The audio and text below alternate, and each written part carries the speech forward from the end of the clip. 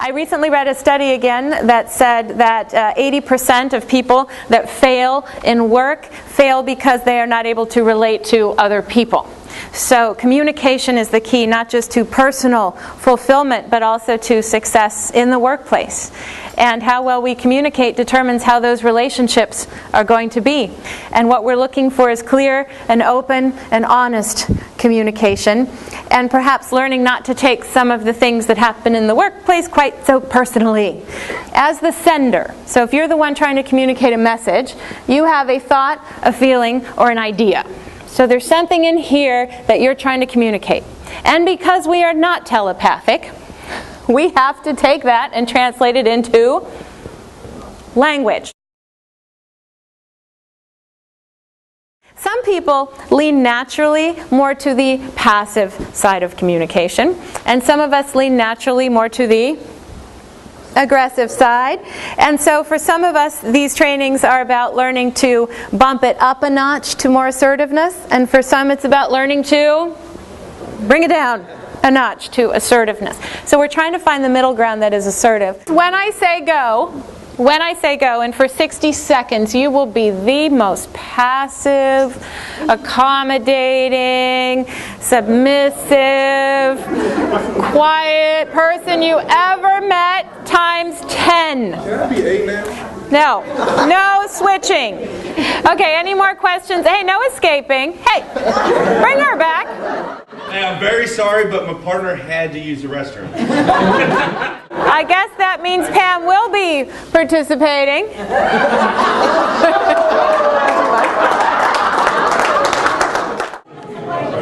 How are you today?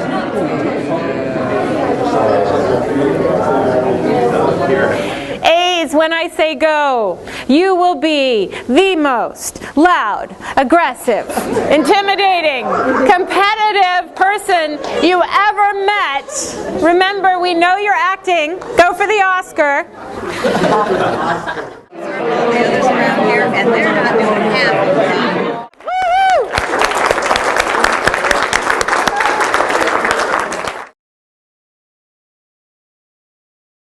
So if you said hands on hips is perceived as aggressive, somebody would say, well, I have my hands on my hips all the time, and it's just where they're comfortable. This is just how I stand. And if people take offense, it's not like I mean anything by it.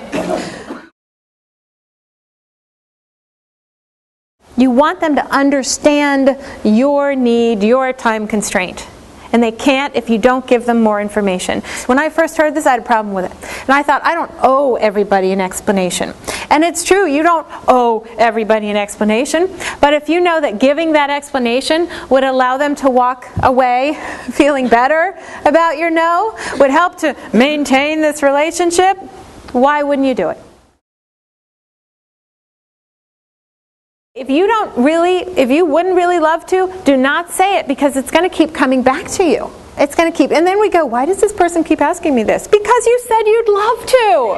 Of course they're going to bring it to you every week. So we're not being honest when we say these things. So if it's unfortunate, sure, say it. But then I'm going to think, you want me to try you again. Hey, unfortunately I can't watch your kids.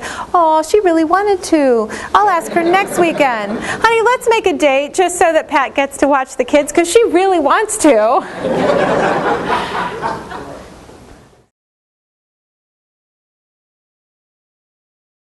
What is the actual behavior? What is the situation that I'm trying to adjust, with the reminder to stick to the facts? Facts only. Think as a lawyer would.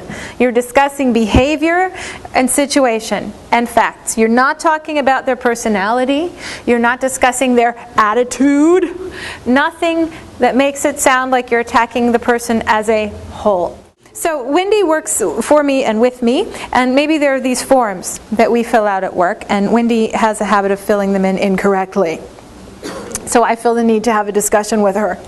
So I could say to Wendy, when you fill these forms in incorrectly, I feel that it's sloppy work. Or I could say, when you fill these forms in incorrectly, it causes the shipping department to mail the wrong product to our customer. Can you see the difference? Tangible impact where you have it. Or Jeff, when you come in, Yes, I'm a speaker.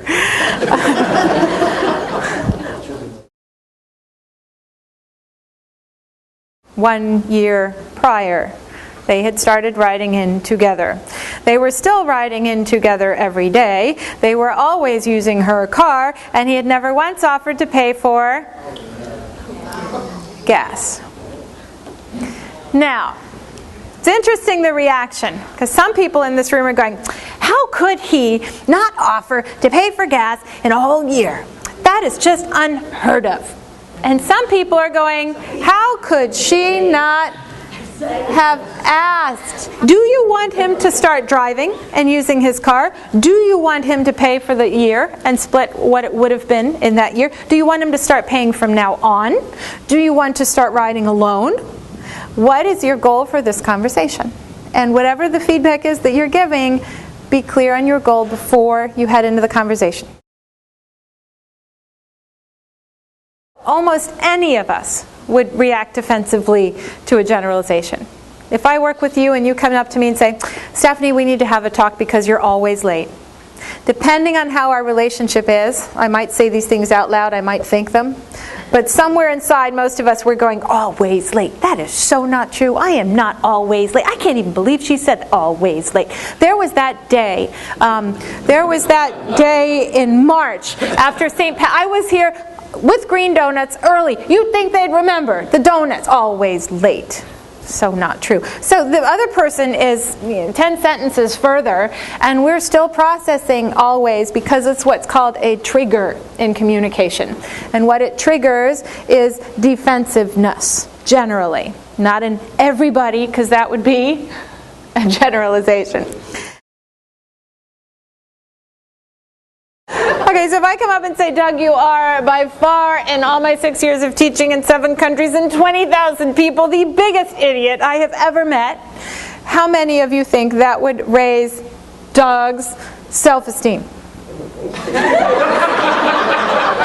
up to Doug. How many of you think it would lower Doug's self-esteem? And how many of you think that what I say to Doug doesn't matter? It's what Doug says to Doug when I'm done saying to Doug that matters. That's what I have. Right. Because if Doug goes inside himself after I've said that and says, how did she find out so fast? Then we've got a self-esteem issue. But if Doug says, oh, she chose to pick on me with that because she knew that I had the confidence to handle it, or because she likes me. Right? Then isn't that a different self-esteem issue?